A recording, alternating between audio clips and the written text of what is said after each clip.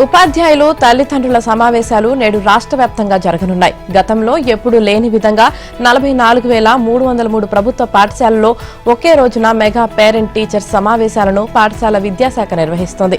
ఉదయం 9 నుంచి మధ్యాహ్నం 1 గంట వరకు జరిగే ఈ సమావేశాల్లో ఉపాధ్యాయులు, తల్లిదండ్రులు, విద్యార్థులు, పూర్వ విద్యార్థులు, స్కూల్ మేనేజ్మెంట్ కమిటీల సభ్యులు, ప్రజా ప్రతినిధులు కలిపి దాదాపు 1.2 కోట్ల మంది పాల్గొంటారని అంచనా వేస్తుంది.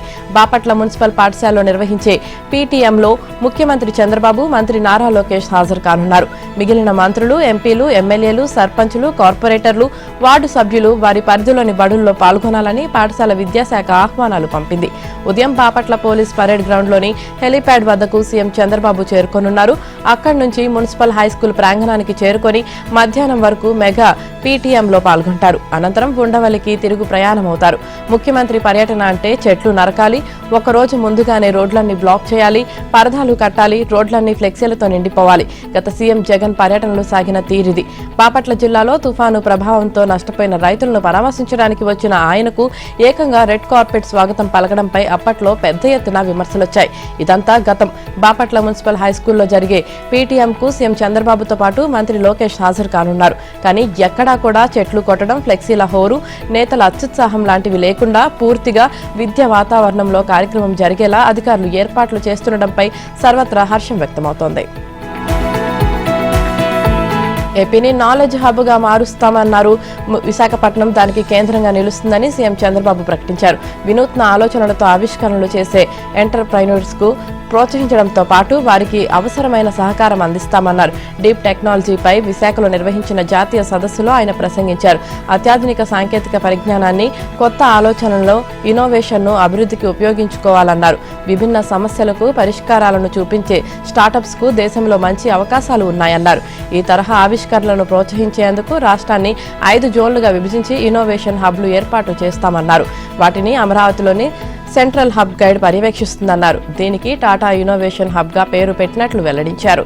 ప్రతి ఇంటి నుంచి ఒక పారిశ్రామికవేత్త రావాలన్న తమ నినాదాన్ని నిజం చేసే దిశగా అడుగులు వేస్తున్నామని తెలిపారు. ఇందుకు అత్యుత్తమ వ్యవస్థను ఏర్పాటు చేసే ఉద్దేశంతోనే ఇన్నోవేషన్ హబ్ ఎకో సిస్టమ్ను తీసుకొచ్చినట్లు చెప్పారు.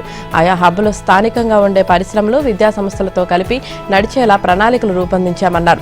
రాష్ట్రం నుంచే కాకుండా దేశ విదేశాలకు చెందిన ఇన్నోవేటర్స్ ను ఆహ్వానిస్తున్నామని తెలిపారు.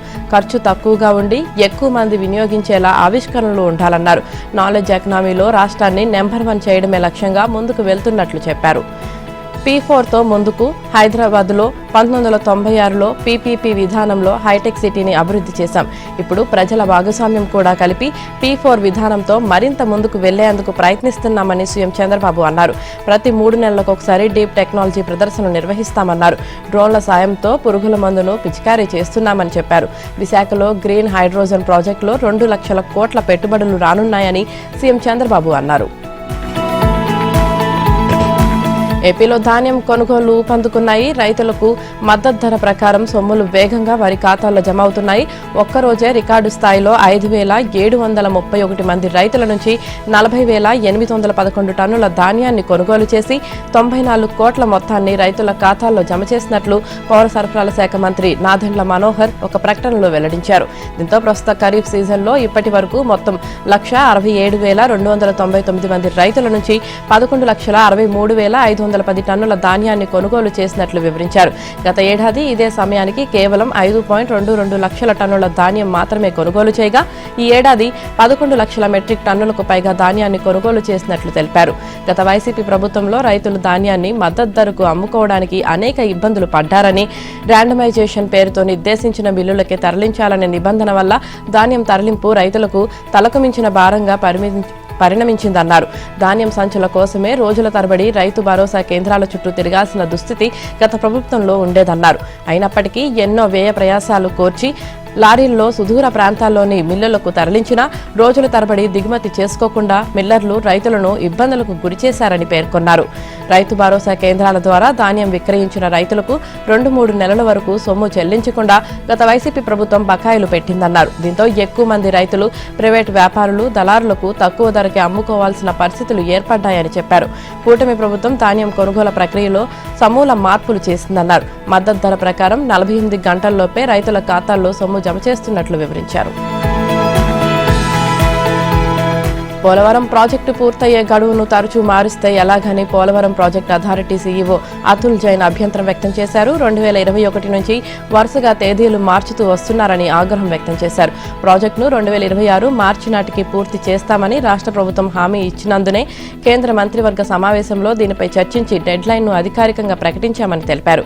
ఇప్పుడు కీలకమైన ఎర్త్కమ్ రాక్ఫిల్ డ్యాంను 2027 డిసెంబర్కు పూర్తి చేస్తామంటున్నారని అసహనం వ్యక్తం చేశారు.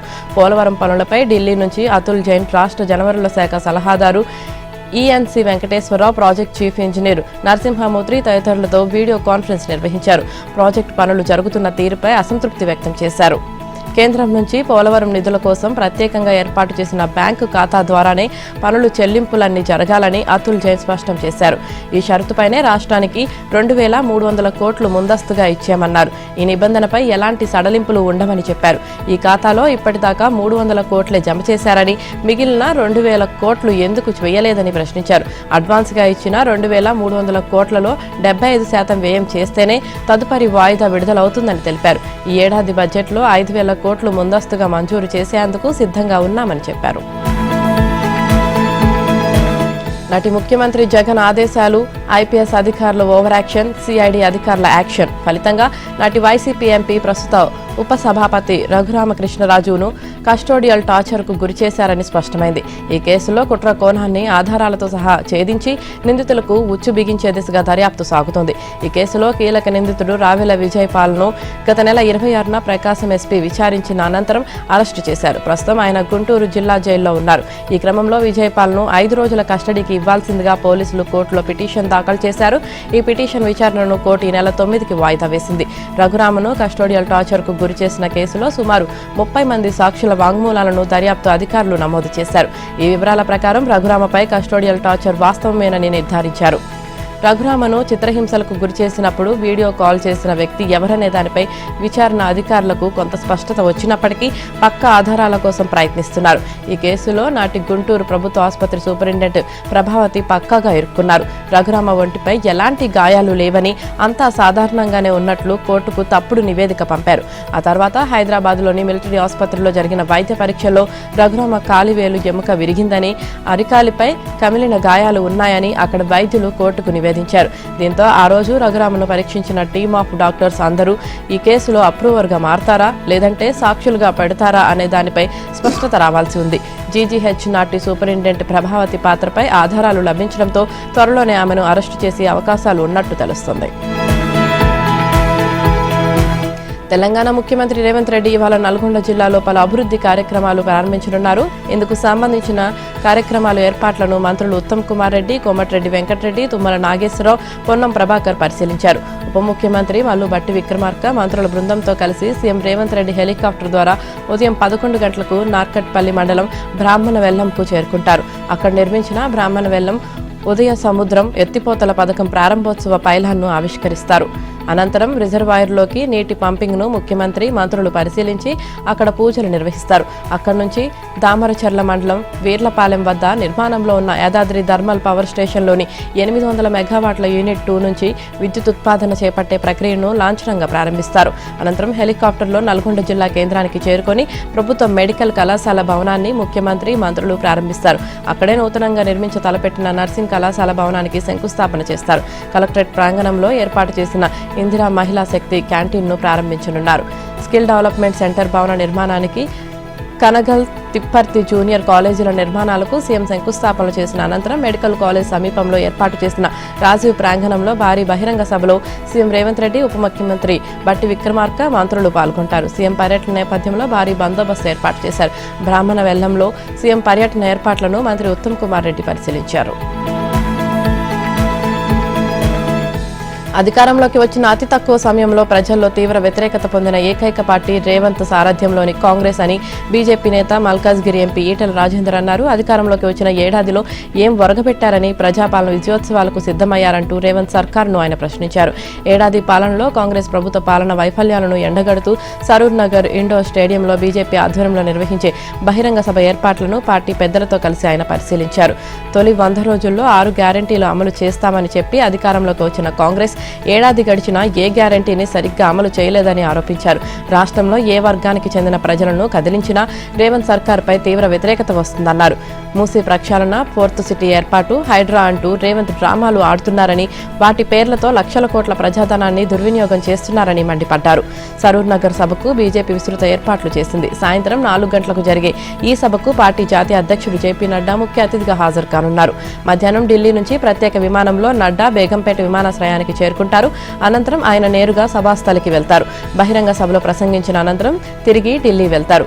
కాంగ్రెస్ ఏడాది పాలనలో ఎన్నో మోసాలు చేసిందని, వాటిని నడ్డా ఎండగడతారని కేంద్ర హోంశాఖ సహాయక మంత్రి బండి సంజయ్ పేర్కొన్నారు.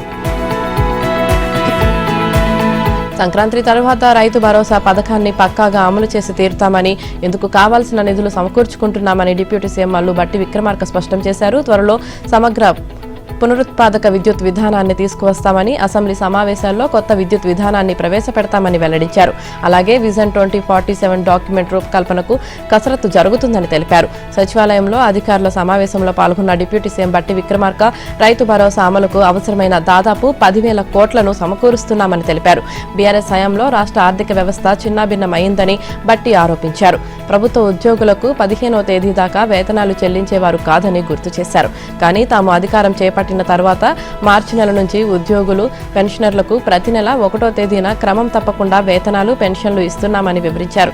కేసీఆర్ నేతృత్వంలోని ప్రభుత్వం 7 లక్షల కోట్ల అప్పులు చేసిందని, 2023 డిసెంబర్ నుంచి ఇప్పటిదాకా తాము 52,118 కోట్ల అప్పులు తెచ్చామని భట్టి తెలిపారు. గత ప్రభుత్వం చేసిన అప్పులకు అసలు, వడ్డీ కింద తాము 64,516 కోట్లు చెల్లించామని చెప్పారు. మూలధన వ్యయం కింద ఇప్పటి వరకు 24,036 కోట్లు, ప్రజా సంక్షేమ పథకాల కోసం మరో 61,194 కోట్లను వెచ్చించామని చెప్పారు. విద్యుత్ రంగాన్ని అప్పుల ఊబిలోకి నెట్టిన గత పాలకులు సోషల్ మీడియాలో అసత్య ప్రచారం చేస్తున్నారని విమర్శించారు. డిమాండ్ ఎక్కువ ఉన్నా ఎలాంటి కోతలు లేకుండా విద్యుత్ సరఫరా చేస్తున్నామని భట్టి తెలిపారు. రేవంత్ రెడ్డి ప్రభుత్వం ఈ నెల 9వ తేదీన ఆవిష్కరించనున్న తెలంగాణ తల్లి తాజా విగ్రహం సంపన్న వర్గాల ఆకాంక్షలకు అనుగుణంగా ఈ విగ్రహం రూపుదిద్దుకుంది. సచివాలయం ప్రధాన ద్వారం ఎదుట రాష్ట్ర ప్రభుత్వం దీనిని ఏర్పాటు చేయనున్నారు.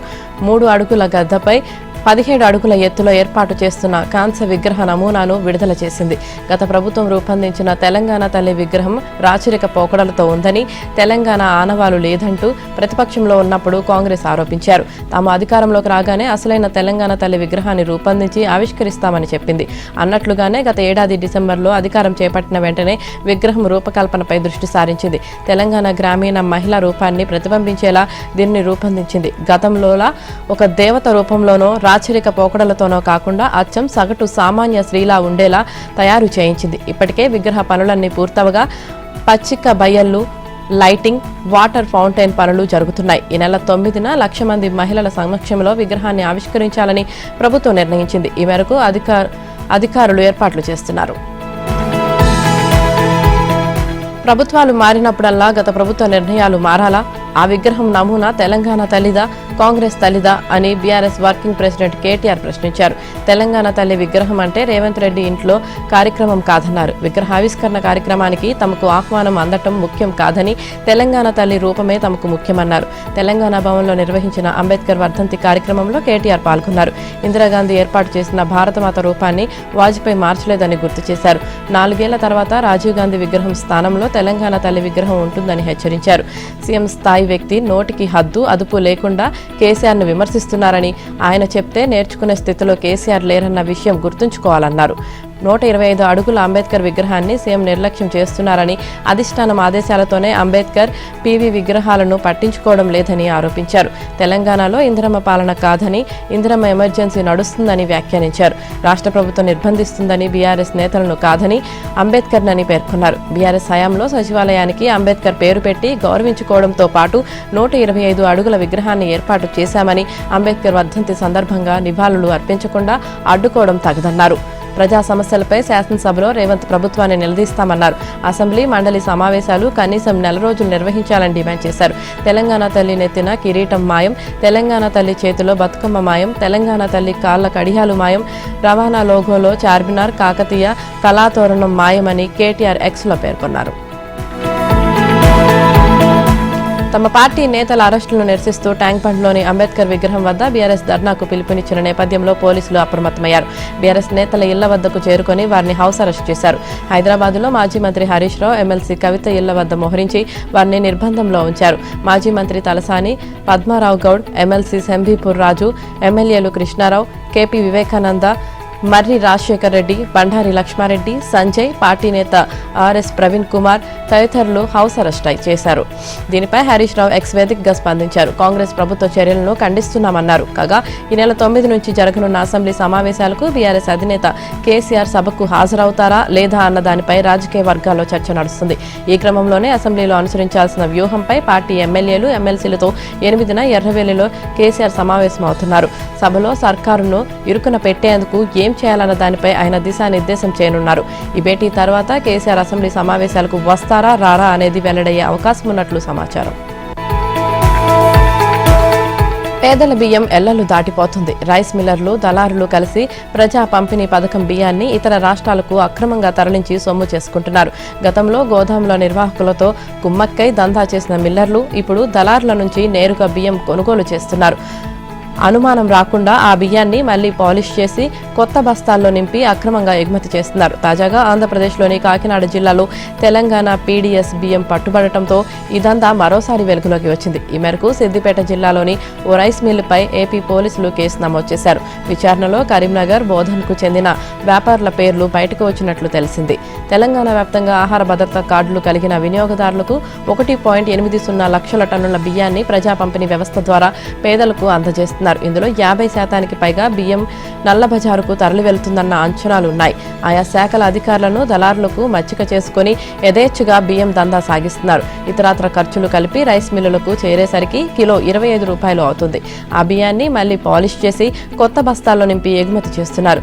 పౌర సరఫరాల సంస్థ చైర్మన్ తోట సుధీర్కు అందిన సమాచారం మేరకు కాకినాడ జిల్లా కరప మండలం నడకుదురు వద్ద నవంబర్ 26న తనిఖీలు నిర్వహించగా ఒక లారీలో తెలంగాణకు చెందిన 35 టన్నుల పీడీఎస్ బియ్యం దొరికాయి. సిద్దిపేటతో పాటు కరీంనగర్, బోధన్, నిజామాబాద్ ప్రాంతాలకు చెందిన వ్యాపారులు ఈ దందాకు పాల్పడుతున్నట్లు vigilance and enforcement task force బృందాలకు సమాచారం అందినట్లు తెలిసింది.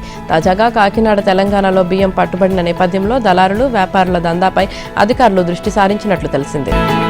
పార్లమెంట్ సభలో ఎన్ని వాగ్వాదాలు చేసుకున్నా వేరే సందర్భాల్లో కలుసుకున్నప్పుడు రాజకీయ నాయకులు సరదాగా ముచ్చట్లు చెప్పుకోవడం సహజమే. శుక్రవారం పార్లమెంట్ ప్రాంగణంలో అలాంటి దృశ్యమే కనిపించింది. డాక్టర్ బిఆర్ అంబేద్కర్ వర్ధంతి సందర్భంగా పార్లమెంట్ ఆవరణలో సర్కార్ మహా పరినిర్వాణ్ దివాస్ కార్యక్రమాన్ని నిర్వహించింది.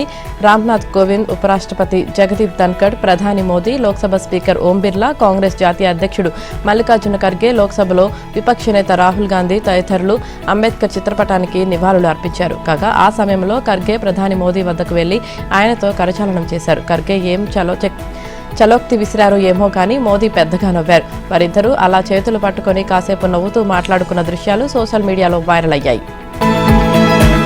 కనీస మద్దతు ధరకు కేంద్రం చట్టబద్ధత కల్పించాలన్న డిమాండ్తో రైతన్న మరోసారి గర్జించాడు.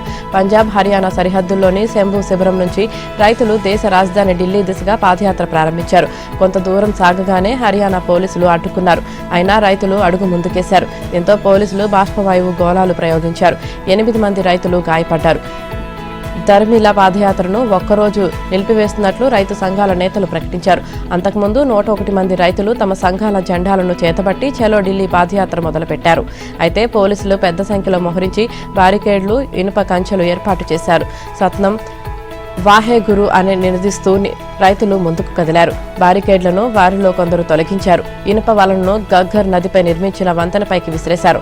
అయితే తొలి అంచె వరకు వారు ముందుకెళ్లగలిగారు. ఆ తర్వాత వారు అడుగు కూడా వేయకుండా పోలీసులు అడ్డుకున్నారు. ఓ రైతు సాహసంతో పోలీసు బలగాలు ఏర్పాటు చేసుకున్న తాత్కాలిక షెడ్ పైకి ఎక్కాడు. టియర్ గ్యాస్ గోళాలు ప్రయోగంతో పొగ సోకకుండా చాలా మంది రైతులు గోనె సంచులను కళ్లకు, నోటికి అడ్డు పెట్టుకుని అటు ఇటు పరుగులు తీశారు. పోలీసులు నీటి ఫేరింగి వాహనాలను కూడా మోహరించారు. అంబాలా జిల్లా అంతటా నిషేధాజ్ఞలు విధించారు. యాత్ర సాగే 9 గ్రామాల్లో మొబైల్, ఇంటర్నెట్, SMS సేవలను నిలిపివేశారు. దీంతో యాత్రను సస్పెండ్ చేస్తున్నట్లు రైతు సంఘం నేత సర్వన్ సింగ్ పంధేర్ ప్రకటించారు. గాయపడిన 6 రైతులను ఆసుపత్రికి తరలించినట్లు తెలిపారు. సంయుక్త కిసాన్ మోర్చా, కిసాన్ మజ్దూర్ మోర్చా సమావేశమై తదుపరి కార్యాచరణను నిర్ణయిస్తామన్నారు. రాజ్యసభలో సంచలన ఘటన చోటు చేసుకుంది. కాంగ్రెస్ పార్టీకి చెందిన తెలంగాణ ఎంపీ అభిషేక్ సింఘ్వీకి కేటాయించిన సీట్ నెంబర్ 222 వద్ద ఒక నోట్ల కట్ట లభ్యమైందని రాజ్యసభ చైర్మన్ జగదీప్ ధన్కడ్ సభలో ప్రస్తావించారు. గురువారం మధ్యాహ్నం సభ వాయిదా పడగానే భద్రతా దళాలు నిర్వహించిన రోజువారీ తనిఖీల్లో సింఘ్వీ కూర్చునే సీటు వద్ద నోట్ల కట్ట కనిపించిందని తెలిపారు. ఈ విషయం తన దృష్టికి రాగానే నిబంధనల ప్రకారం దర్యాప్తునకు ఆదేశించానని చెప్పారు. దీనిపై సింఘ్వీ స్పందించారని, ఈ విషయాన్ని తాను మొదటిసారి వింటున్నానని చెప్పారని ధన్కడ్ పేర్కొన్నారు. తాను సభకు వచ్చినప్పుడల్లా కేవలం 500 నోటు మాత్రమే తీసుకువస్తానని సింఘ్వీ చెప్పినట్లు తెలిపారు. మరోవైపు సింఘ్వీ ఎక్స్లోనూ మీడియా వద్ద వివరణ ఇచ్చారు. తాను సభకు వచ్చిన 3 నిమిషాలకే వాయిదా పట్టడంతో క్యాంటీన్కు వెళ్లానని అన్నారు. ఆ తర్వాత అటు నుంచి బయటకు వెళ్లానని చెప్పారు. ఎంపీ సీట్లో ఎవరైనా ఏమైనా పెట్టవచ్చని వ్యాఖ్యానించారు. కాగా దర్యాప్తు జరిగి ఎవరు డబ్బు పెట్టారో తేలేంత వరకు ఎంపీ పేరును ప్రస్తావించకూడదని కాంగ్రెస్ అధ్యక్షుడు ఖర్గే చైర్మన్ను కోరారు. కానీ బీజేపీ అభ్యంతరం తెలిపింది. డబ్బు ఎక్కడ దొరికిందో తెలిసినప్పుడు ఆ ఎంపీ పేరును ఎందుకు ప్రకటించకూడదని పార్లమెంటరీ వ్యవహారాల మంత్రి ప్రశ్నించారు. అయితే పార్లమెంట్లో కీలకమైన చర్చల నుంచి దృష్టి మళ్లించేందుకు ప్రభుత్వం ఈ కుట్ర పన్నిందని కాంగ్రెస్ ఎంపీ జయరాం రమేష్ ఆరోపించారు.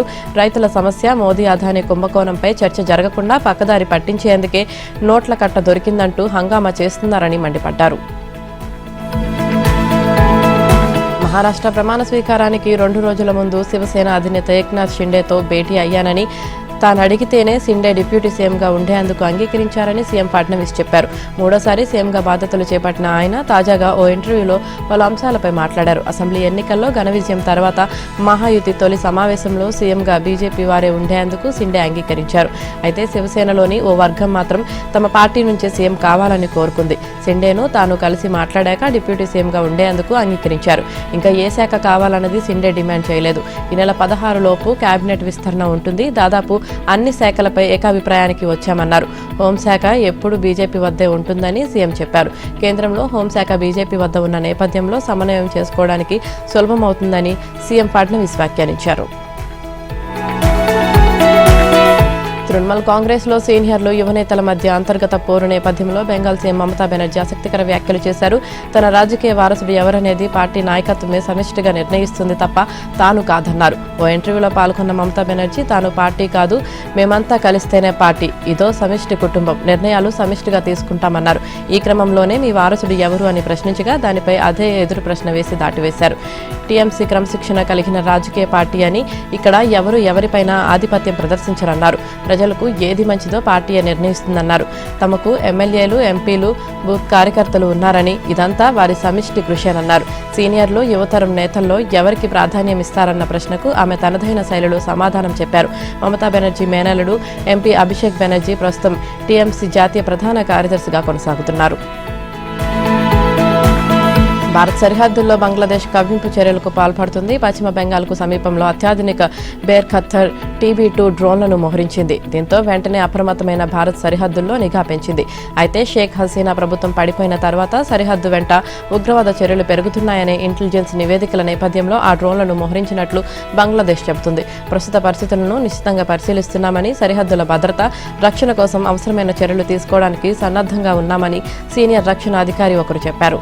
మరోవైపు భారత నిఘా వర్గాలు కూడా బోర్డర్ వెంట పరిస్థితులను క్షుణ్ణంగా పరిశీలిస్తున్నాయి. హసీనా ప్రభుత్వ హయాంలో అణిచివేసిన ఉగ్రవాదులు ఇప్పుడు మళ్లీ సరిహద్దు సమీపంలో శక్తి పుంజుకుంటున్నారని నిఘా నివేదికలు వెల్లడిస్తున్నాయి. బోర్డర్ వెంట భారత్ వ్యతిరేక కార్యకలాపాలు పెరిగిపోతున్నాయని ఓ సీనియర్ ఇంటెలిజెన్స్ అధికారి తెలిపారు. ఇదిలా ఉండగా కోల్కతాలో తాత్కాలిక డిప్యూటీ హై కమిషనర్, త్రిపురలోని డిప్యూటీ హై కమిషనర్లను వెంటనే వెనక్కి వచ్చేయాలని బంగ్లాదేశ్ ఆదేశించింది. బంగ్లాదేశ్లో మైనారిటీలపై దాడులకు నిరసనగా త్రిపుర రాజధాని అగర్తలో తమ కార్యాలయం వద్ద హిందూ సంఘాల ఆందోళన నేపథ్యంలో ఈ నిర్ణయం తీసుకుంది. బంగ్లాదేశ్లో హిందువులు, ఇతర మైనారిటీలపై దాడుల నేపథ్యంలో ఆ దేశంతో చర్చలకు భారత్ సిద్ధమైంది. ఈ నెల 9న భారత విదేశాంగ కార్యదర్శి విక్రమ్ మిస్త్రీ బంగ్లాదేశ్కు వెళ్లనున్నారు. అక్కడ ఆ దేశ విదేశాంగ కార్యదర్శితో చర్చలు జరుపుతారు. ఆ పర్యటనలో మరింత మంది అధికారులతో కూడా భేటీ అవుతారు. ఇరు దేశాల మధ్య నిర్మాణాత్మక చర్చలు సాగుతాయనే ఆశాభావంతో ఉన్నట్లు విదేశీ వ్యవహారాల ప్రతినిధి జస్వాల్ చెప్పారు. ఉగ్రవాద సంస్థ జైషే మహ్మద్ చీఫ్ మసూద్ అజర్ ఇటీవల పాకిస్తాన్లో జరిగిన ఓ బహిరంగ సభలో ప్రసంగించినట్లు వచ్చిన వార్తలపై భారత్ తీవ్రంగా స్పందించింది. అతడిపై కఠిన చర్యలు తీసుకోవాలని పాక్ను డిమాండ్ చేసింది. దీనిపై స్పందించిన భారత విదేశాంగ శాఖ అధికార ప్రతినిధి రణ్దీప్ జైస్వాల్ మసూద్ అక్కడ ప్రసంగించినట్లు వచ్చిన వార్తలు నిజమైతే ఉగ్రవాద కార్యకలాపాలను అదుపు చేయడంలో పాకిస్తాన్ ద్వంద్వ వైఖరి మరోసారి బట్టబయలైనట్లేనన్నారు. మసూద్ భారత్పై ఉగ్రవాదానికి పాల్పడ్డారని అతడిపై కఠిన చర్యలు తీసుకోవాలని భారత్ కోరుకుంటోందన్నారు. బంగ్లాదేశ్లో హిందువులతో పాటు మైనారిటీలపై దాడులు జరుగుతుండటంపై భారత్ తీవ్ర ఆందోళన వ్యక్తం చేస్తుంది. ఇందులో భాగంగా కేంద్ర విదేశాంగ శాఖ కార్యదర్శి విక్రమ్ మిస్త్రీ డిసెంబర్ 9న ఢాకాలో పర్యటనకు వెళ్లనున్నారు. అక్కడ అధికారులతో సంప్రదింపులు జరపనున్నారు. మరోవైపు దక్షిణ కొరియాలో పరిస్థితులను భారత్ గమనిస్తుందని జస్వాల్ అన్నారు. భారత్ దక్షిణ కొరియా మధ్య బలమైన ఆర్థిక రాజకీయ సంబంధాలున్నాయని తెలిపారు. అక్కడ భారీ సంఖ్యలో మన దేశ పౌరులు నివసిస్తున్నట్లు పేర్కొన్నారు. ఏదైనా ఘటన జరిగితే భారతీయుల భద్రతతో పాటు దేశ ప్రయోజనాలపైన ప్రభావం ఉండే అవకాశం ఉందన్నారు. కొరియాలో పరిస్థితులు త్వరలోనే సాధారణ స్థితికి వస్తాయని ఆశిస్తున్నామని తెలిపారు. అకస్మాత్తుగా దేశంలో ఎమర్జెన్సీ ప్రకటించి పీకల్లోతు కష్టాల్లో చిక్కుకున్నారు. దక్షిణ కొరియా అధ్యక్షుడు యోన్ సుక్ యోల్ ముంచుకొస్తున్న అభిశంసన ముప్పు నుంచి తన రాజకీయ భవిష్యత్తును కాపాడుకునేందుకు పోరాడుతున్నారు. అయితే ఈ దేశాధినేత ఇలాంటి వివాదాల్లో ఇరుక్కోవడం ఇది తొలిసారి కాదు. ఆ మధ్య సతీమణి అందుకున్న ఓ కానుక ఆయనను చిక్కుల్లో పడేసింది. దేశ రాజకీయాలను కుదిపేసిన ఆ కుంభకోణం ఆయన ప్రతిష్టను మస్కబార్చింది. అధ్యక్షుడు యోన్ సుక్ యోల్ సతీమణి కిమ్ కోయన్ హీ 2 ఏళ్ల క్రితం ఓ పాస్టర్ నుంచి ఖరీదైన డియోర్ బ్యాగ్ను గిఫ్ట్గా అందుకున్నారు. దాని విలువ $2,250 ఉంటుందని అంచనా. ఉత్తర కొరియాపై అధ్యక్షుడిగా కఠిన వైఖరిని తీవ్రంగా వ్యతిరేకించే పాస్టర్ చాయ్ జేయంగ్ దీన్ని ప్రథమ మహిళకు కానుకగా ఇచ్చారు. దీనికి సంబంధించిన దృశ్యాలు 2023 నవంబర్లో వెలుగులోకి వచ్చాయి. దీంతో అధ్యక్షుడు ఆయన సతీమణిపై అవినీతి ఆరోపణలు వచ్చాయి. వ్యక్తిగత ప్రయోజనాలను సాధించుకునేందుకు కొందరు ప్రథమ మహిళకు లంచం ఇచ్చారని ప్రతిపక్షాలు దుయ్యబట్టాయి. సతీమణి బ్యాగ్ వివాదం తర్వాత దక్షిణ కొరియా ప్రజల్లో అధ్యక్షుడిపై వ్యతిరేకత ఎదురైంది. ఈ క్రమంలోనే ఇటీవల ఆయన చేసిన మార్షల్ లా ప్రకటన పెను దుమారం రేపింది. ప్రతిపక్షాలు దేశ వ్యతిరేక కార్యకలాపాలకు పాల్పడుతున్నాయని ఆరోపిస్తూ యోన్ సుక్ యోల్ ఎమర్జెన్సీ మార్షల్ లా విధించారు. దీనిపై తీవ్ర వ్యతిరేకత రావడంతో పార్లమెంట్లో ఓటింగ్ పెట్టి అత్యవసర స్థితికి వ్యతిరేకంగా తీర్మానాన్ని ఆమోదించారు. చేసేదేం లేక వెనక్కి తగిన అధ్యక్షుడు తన ప్రకటనను విరమించుకున్నారు. అమెరికాలోని ఉత్తర కాలిఫోర్నియాలో తీర ప్రాంతంలో భారీ భూకంపం సంభవించింది. భూకంపం లేనిపై తీవ్రతకు 7కు పైగా నమోదైంది. ఈ మేరకు అమెరికా భూ సర్వేక్షణకు విభాగం వెల్లడించింది.